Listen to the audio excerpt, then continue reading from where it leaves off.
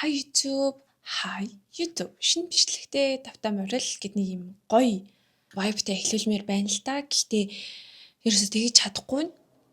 Яагаад вэ гэхээр хэд хоногийн өмнө миний утсан дээр нөгөө товцог имэн дээр одоо та бүхэн мэдж байгаа бах. Одоо сойсын харьяа соёл иргэншлийн сургуулийн ингээд ангийн 7 хүүгүн нэг ангийнхаа охиныг одоо бөөндөө бүлэг хүчингийн хэрэг хийсэн байна. Тэр мэдээнээс болоод бүр хэд хоног ямарсан.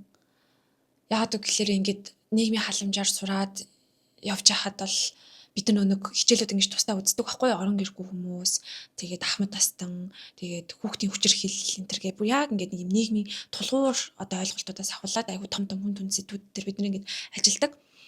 Тэгээд тэгж явах явцад бол ингээд хүүхдийн хүчирхийллийн талаар ингээд хичээлээ сонсоол бид нар өөрсдөө хобби даалт энэ төр хийгээ явж хахад бүр айгүй хэцүү ингээд асуудлууд гарч ирдэг байхгүй. Тэгэл кино минь бид нар үзэн штэ кино минь үзэл тэрэн дээр анализ хийгээл кейс дээр ингээл кейс менежмент хийгээл те ингээд явж хахад сэтгэл рүү ортол ингэж хурж байгаа байхгүй юу.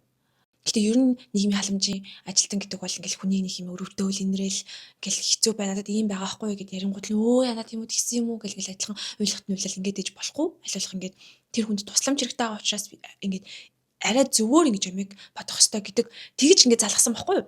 Тийм учраас амар тийм emotional бас болоод байдг өөрийгөө айлуулах контролцдог. Гэтэл ингээд энэ товчцэг имэнээр гарсан мэдээллийг тэр эмэгтэйн яриаг сонсоод бүр ингээд зүгээр байж хаад ингээд нулимс гараад тэгээд яг ярьсан юм ингээд нүдэнд харагдаад байгаа байхгүй нэг юм тархин төсөөлөгдөөд тарих өөрөө ингэж тэр яриаг шууд төсөөлж бодоод миний нүдэнд ингээд харагдуулаад байгаа байхгүй юу. Тэгэл би ингээд хулаад байсан. Яг тэр эмэгтэйн оронд ингээд өөрийгөө тавьж үзээл би яг одоо тэр буудалтыг ингээд би яг хөвтөд би тэр одоо хоёр орны голоор унж мунаал ингээл би яг тэр өмнөхийн өнөр хүртэл ингээл өнөртэй дамшиг ингээд өөр тэр хүлээж аваад дэсэн байхгүй юу би. Тэгээ би ингээд хөөх ямар сони ингээл 3 4 жил би ингээд сурч байхдаа би ерөөсөө ийм амар emotional болдоггүй дээ гэл бодоод иж байгаа. Тэгээд ингээд бичлэгээ хийгээд л байгаа байхгүй юу би.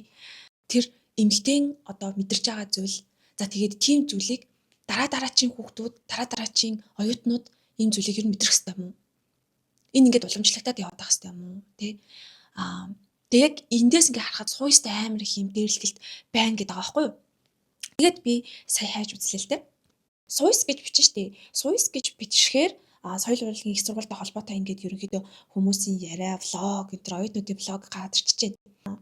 Суйс дээрлэлт гэж бичих юм бол ингээд харагдаж байгаачлан Фэвэйн 4 жүжигчин охин маань ер нь суйст дээрлүүлж байсан уу гэсэн сэдвээр бичлэг хийсэн байна. Түшиг суйс үнэхээр тийм эвгүй гэж үү гэдэг бичлэг хийсэн байна. Руби дээрлэлт бол кул зүйл биш гэд яг нөгөө нэг Жери, Немо тэгээд Мишель 3 нэг бүлийн хэрэг нэг амар ингэж гарч ирсэн шүү дээ. Тэрний талаар ярьсан байна. Одоо бас жилийн өмнө хийжсэн байна энэ бичлэгийг. Musical Girl буюу Ану гэд YouTuber маань суй соёл түгээгээд байна уу, бүлий түгээгээд байна уу гэсэн юм сэдвээр ярилцсан байна.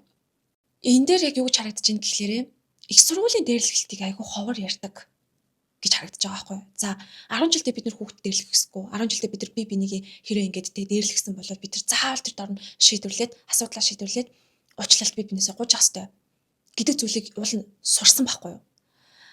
Гэтэл их сургуульд ороод ирэхээрээ арай жоохон эцэг эхчүүдийн манд хараа хяналт баг болчдөг юм уу гэж харагдаад байгаа. Миний яг эргэн тойрны айгүй дотны одоо хүнээс маань ингэж ийм яриа ярьжсэн байхгүй юу. Таньдаг ихчийнхэн найз нь ингэж суйст орсон. Тэгсэн чинь төд хөдлөхгүй гарсан. Тэг яагаад гарсан бэ гэсэн чинь нойлор норонгуудлаа шууд ингэж цамцын тайлал хөхин шалгана. Би одоо ингэ бодоод тахны. Суйсыг ингэ тэгэхээр багийн одоо оюутан төгсөж чаддгүй. Жүжигчин болж гарах нь айгүй ховор эдгаа гэд.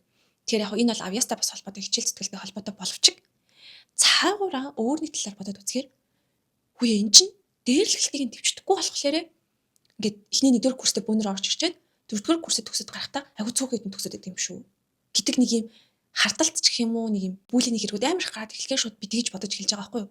Яагаад одоо манай 10 жилийн хүүхдүүд их сургуулийн оюутнууд би бинийгээ тэгж хайрлахгүй байгаа. Тэгээд буруу тэр нэг найз чинь буруу замаар явж ивэл чичтэй мэдрэл матан байш юм би. Наа чи ийм гэд би чамд хэлээд байгаа. Наа чи болохгүй гэдэг юм шүү гэд ингээд ч болтгоо хэлээд өгдөг болоосай. Би бинийгаа ингээд буруу зүгийг надад тэнцлээд өгдөг байгаасай. Эцэг ихтэйгээ ер нь бол хүүхдүүд нэг их одоо ярихгүй байгаа байхгүй юу? Ярьсан ч гэсэн бараг ойлгож хүлээж авах нь айгүй ховор байгаа. Тийм учраас ингээд найзууд би бинийг буруу юм ин өөгшүүлдэг битгий байгаа чи. За тэгээд энэ 7 эрэгтэй нь ингээд өнгөрөнгүүт л одоо огтод орж байна. Тэр 2 охин гээд инээгээд хувцсыг өмсүүлжсэн гэж байгаа байхгүй. Ваа. Яацарсан охтод вэ те. За. Тэгээ сургууль дээр очсон. Сургууль дээр баг бүгд мэдсэн байсан гэж байгаа. За тэгсэн чинь сая намайг яг бичлэг хийхээс 5 цагийн өмнө асууцыг юм энэ дээр нэг эмэгтэй би ингээд энэ одоо шинэ жилд оролцсон. Гэхдээ би ерөөсөө энэ буудлын руу хамт яваагүй штэ. Би ерөөсөө энэ хэрэгэж мэдээгүй штэ. Тэгж яагаад ингээд миний зураг тавигдаад миний хүүхдүүд рүү ингээд юм бүлийн орж ирж миний хүүхдүүдийг дарамтлж байна. Би зураг авсдуулмаар байна. Бид нэр төрөө сэргээлгэмээр гэж байгаа. Яг тэр хүний зөв л дөө. Гэхдээ тэр хүн яриан донд нэг юм гарчсан заяа. Монгол ангийн хүүхдүүдийн зураг артан байна. Одоо энэ сүүсийн хүүхдүүд ингээд ийм болсон гэж хэлж байгаа гэхэд би бол тоогоогүй. За нөгөө нэг юм байх та нөгөө нэг би өөрөө байгаагүй учраас тэр тухайн онд ямар нэгэн тийм хатас тэрийг нээгдээд байсан хүмүүсээс мэдүүлэг авсан байлээ. Тэгэхэд намайг дуудаагүй би угаасаа тэнд байгаагүй учраас тэр хүмүүсийн мэдүүлэг дээр одоо байж л байгаа байх. Нөгөө л гिचаад ингээ яриагаа болцаар байсан. Яриагаа ингээд өөр тийшээ чиглэсэн.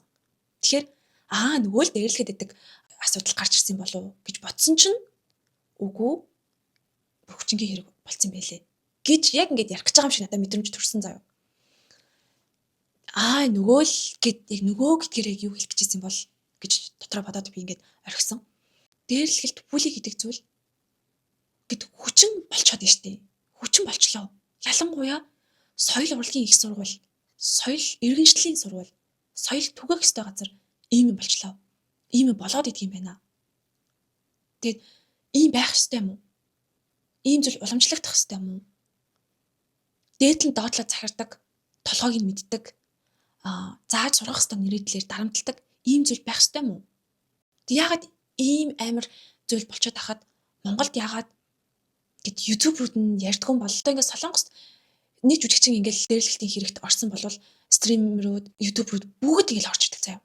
Тэр тэгсэн гэж ингээд энд эндээс бүх мэдээллүүдийг ингээд бараг тэр мөрдөгчнөрөөс амар ухаал. Тэр ингэдэг байсан гэж, тэр тэгдэг байсан гэж.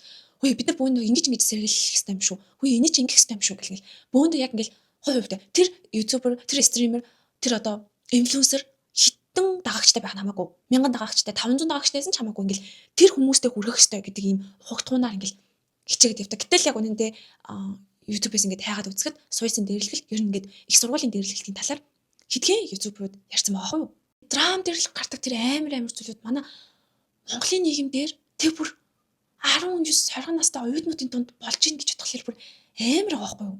Энэ бичлэгээр дамжуулаад юу гэж хэлэх гээд байгаа юм бэ гэхлээрээ дээрлэлт хийж гоё зүйл биш. Гэт хүүхдүүдийн ухамсарт болно. Яна би ингийн болвол амар муу харагдах юм биш. Яна би энийг хийчих юм бол ингээд ийм үйлдэл хийчих юм бол намайг хүмүүс чигших юм биш үү? Дараа нь би өөрөө асуудалд орд юм байна. Яна ийм зүйл хийчих юм бол би өөрөө асуудалд орч миний хайртай хүмүүс надад санаа зовох юм байна. Яна ийм зүйл чинь болтгон биш үү гэдэг ойлголтыг ингээд өгдөг баймаар байна. Өгөх ёстой. Тэгээ дараа жимшлэг хүртлээ. Тэр баяртай.